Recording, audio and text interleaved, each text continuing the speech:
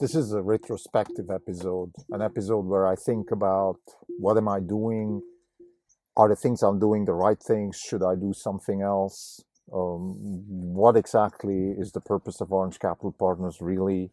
Am I following the purpose? All these kinds of questions. It's a very personal episode. I'm happy to share it because I think it's important for people that contemplate running a hedge fund to do this every now and then. So this is a lot more important than it might sound in the first place. This is a Not Even Wrong podcast. It's October 23rd, 2020. This is Krimdelko. For the day, the fund is down about 5.2%. The market is up 50 basis points. For the year, we are up 205%. The market is up 7%. We're outperforming by 198%. The main driver of today's performance is next to Tesla, which is down roughly 2%. Intel, which had earnings, and the stock is down 10%, and our options on Intel are losing not as much because like the mechanics of options are such that you don't lose that much money on a daily basis. But over time, of course, this position has already lost us about 2%, and today we are adding another 1%, so we're looking at a down 3%, negative 3% as contribution to the portfolio. And this is part of the reason why I want to do this introspective episode, because I feel a little bad. In the last few days, we had record earnings. Tesla delivered extremely good results. The stock is down since then, roughly 2%. We had Intel, which turns out to be, on the one hand, a mistake by our fund, but I think it's much more a misunderstanding of the market. And it shows you how it doesn't matter if you're right or wrong. The market tests you. The knowledge that you create as an investor is constantly calibrated through the market. So we have a very effective evolutionary process here. It's Popperian in a sense. I refer to Karl Popper as a theorist of science, which says that scientific knowledge is developed by creating conjecture and then either falsifying it or criticizing it. And in the sense of investment knowledge, this is even more extreme.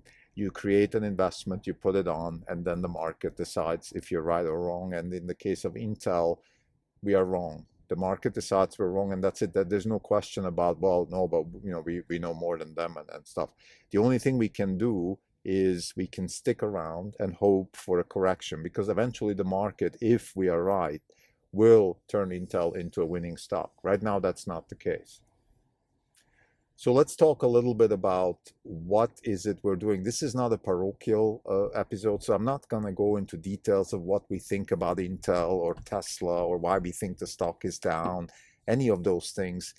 I think that's for newscasters. There's a lot of daily podcasters out there that share news and give you a sense for where the stock should be. Stock analysts do that, Wall Street analysts. We're not like that. We want to give you a feel for what it's like to run a hedge fund a lot more. And I think it's a lot more subtle than saying, well, the margins of Intel are down and that's why the stock is down, because that doesn't really help you. It's not a good explanation of how to run a hedge fund. I think what's much more important is to have a sense for how it feels, what it actually feels when you wake up in the morning and the stock is down 10%. And the reason for the stock correction is something that you actually believe is a good thing, but the market thinks it's a bad thing. Those are the kinds of frictions that you have to go through in the hedge fund world. And I think it's a lot more important to convey that. I can't make anybody feel that unless they do it themselves. So the hedge fund business is a don't do it at home type of business, but if you do it, be aware that it's the only way you can do it. You can't learn it by watching YouTube videos. You certainly can't learn how to run a hedge fund by listening to my episode, but it should be a help. It should be a help for people that are actually doing it, that are beginning to do it, or even those who are contemplating. But in the end, if you want to do it, you have to jump in the water and actually swim. So what is it we do at Orange Capital Partners?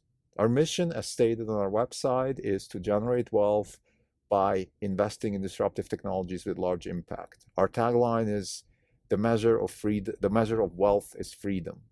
So the measure of wealth is freedom. What does that mean? Well, wealth is defined as resourcefulness. wealth is not just money. Money makes you very resourceful, but wealth is a lot more than that. Wealth is the ability to help your mother when she's sick and just leave everything and go visit her. Wealth is the ability to be around when your kids play soccer and watch them and listen to them. Wealth is the ability to invest money in a good cause that you think will make money and make the world a better place. Wealth is the ability to help people conjecture new knowledge. So wealth can be measured in intellectual capital as much as in financial capital. So wealth is a lot of things, but fundamentally, the measure of wealth is freedom.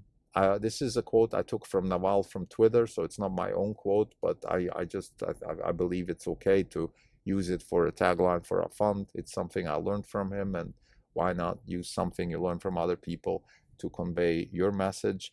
I don't think there's anything wrong with that. If anybody has a problem with that, please let me know. But I think that it's not plagiarism or anything like that. It's just simply I've been inspired by a quote by somebody else, and I'm using that quote. So I want to be free. I want to be free because freedom is the only existence worthwhile. Now, what does that have to do with running a hedge fund? Well, running a hedge fund is a lot more subtle than people might think. It's not about finding the right investments and make money, or even worse, some people say, as long as you're right more than you're wrong, you're going to make money. This is not what it means. Running a hedge fund is a lifestyle. It's a lifestyle where you try to achieve freedom by doing what it takes to be free. And as our tagline says, freedom is the measure of wealth. So if I succeed in being free, I will also generate wealth. This connection might not maybe illuminate in the first place. Maybe this is not the first thing you think about when you think about hedge funds. But I can tell you that the purpose of a hedge fund is to generate wealth. And if we translate wealth into freedom, then it's the purpose of a hedge fund is to generate freedom. If you take this tagline, if you take this mission seriously and you follow through, I guarantee you, you will have a high chance to succeed. If you don't follow through, it's unfortunately the other way around. If you don't seek freedom, if you let yourself be caught up in a rat race, if you let yourself be limited by other people's thinking, if you let yourself be intimidated by other people's status, if any of those things which inhibit freedom are on top of your mind, you will not make money. I'm sorry, this is it's as simple as that. You've got to be free to make money. There are some fundamental explanations for that. For example, you cannot make money if you don't have the freedom to do something very unusual, because the only way to make money is to be very unusual, very unique.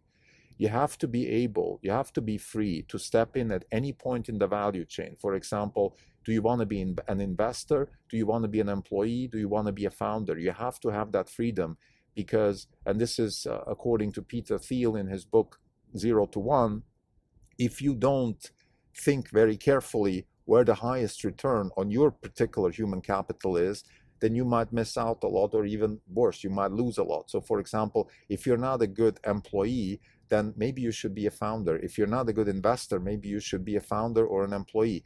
If you're a good investor, then you shouldn't waste your time working for other people. So there's a lot of these subtle things that I think you have to think about, and it all circles back to freedom. Where do I get the most freedom? Some people get it by being an investor and running a fund. Some people get it by founding a company, and some people get it by being employed. Let me be clear, you are never free in a conventional sense, free that I can do whatever I want, I can just go and spend 6 months in Alaska, do nothing. That's not the kind of freedom I talk about. I talk about the freedom of following your own conjecture, your knowledge creation, your path of knowledge creation that you choose. You don't do it for somebody else. You don't please anybody else. You choose your own path. You can do that within a company. You can do that within the context of a hedge fund. You can do that within the context of a venture capital funded startup, or bootstrap yourself. And therefore, bootstrapping means you're funded by your customers. It doesn't matter. The point is that freedom in the context of wealth creation means to be able to develop your own kind of knowledge. Peter Thiel calls that to have a secret, to know something nobody else knows, things like that. Yeah, that's all that. Those are taglines which make people understand a lot better what he's talking about. But I'm trying to be a bit more general here. Your own thoughts generate your own path of knowledge, which leads you to freedom. It doesn't necessarily mean that you're going to get the kind of freedom that maybe everybody dreams about, which is financial independence, the kind of freedom I just spoke about, like to be able to fly across the continent to go help your mother when she's sick, to make sure you're always there when your kids need you. Maybe you don't have that kind of resourcefulness or wealth, but it's at least worth trying because it's the only way to get there. It's the only way to get there. It's by developing your own path of knowledge, your uniqueness that you develop by learning, reading, working, learning, reading, working, repeat, learning, reading, working, repeat, sports, athletics, challenging yourself physically, challenging yourself mentally. Those are the kinds of ways we learn. I don't want to make this episode now about the theory of learning, but we all know what it means to learn stuff. And I think learning has to do with iteration. Learning has to do with taking some risks, taking some paths, taking some branches, as Stefan Wolfram said, in this ever repeating form of computation that our life is. We compute something, we take the next branch, we keep computing, developing, evolving, growing. Time ticks and ticks and ticks, and we iterate, we learn, we make a mistake. David Deutsch talks about the creation of knowledge, which in our sense is the creation of, he calls it creation of explanatory knowledge. So knowledge that is not just sort of there, but it helps explain things, and therefore is unlimited and can lead us to conquer things like Mars or develop nuclear bombs and do a lot of things that animals cannot do. So we have explanatory knowledge. This kind of knowledge is exactly the kind of knowledge which ends up making money, because that is how you create money, or how you create wealth, generate wealth in the hedge fund business, by evolving explanatory knowledge about your surroundings, about where it is most valuable to invest assets in order to fulfill your mission, which in our case is to find disruptive technologies with large impact.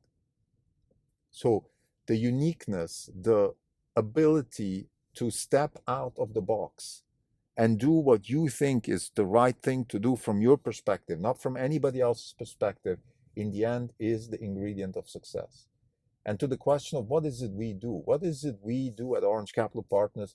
This is the pursuit of creating explanatory knowledge about the world, so we can use that knowledge to evolve towards our mission to generate wealth by investing in disruptive technologies with large impact. This is the core of what we do.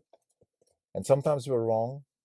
Sometimes we have the problem of being right, but the market misunderstands the situation. So we have to have time, we have to wait. So another thing we do is we have to be able to manage through the volatility, and particularly the drawdowns, so we don't get wiped out. We were not very close to wipe out, but we were not very far away only 2 years ago. This is another big lesson for any hedge fund manager, aspiring or existing. You have to survive. If you don't survive, all your ideas, all your conjecture, all your intelligence, all your hard work is useless. You need to survive. And finally, I want to get back to one of the early episodes, which is what are our degrees of freedom really? Our degrees of freedom are reduced to one degree of freedom, which is we pick our investments. It's not timing, it's not trading, it's not selling our research, it's not acquiring customers, none of that stuff. What do we choose to invest in? This is our business, the choice. And most of the time, we don't even have the luxury to get out, because like a stock like Tesla is almost perpetually the expected return on equity at Tesla, it feels like it's, at least for a long time, it's going to be so high that selling the stock will not make any sense. So once you find that kind of investment where the expected return on equity continuously is way above your threshold, in our case 15% annually, you don't sell. So your degree of freedom really is simply find the right investment and then make sure that you manage the portfolio in a way that you don't blow up. Thank you.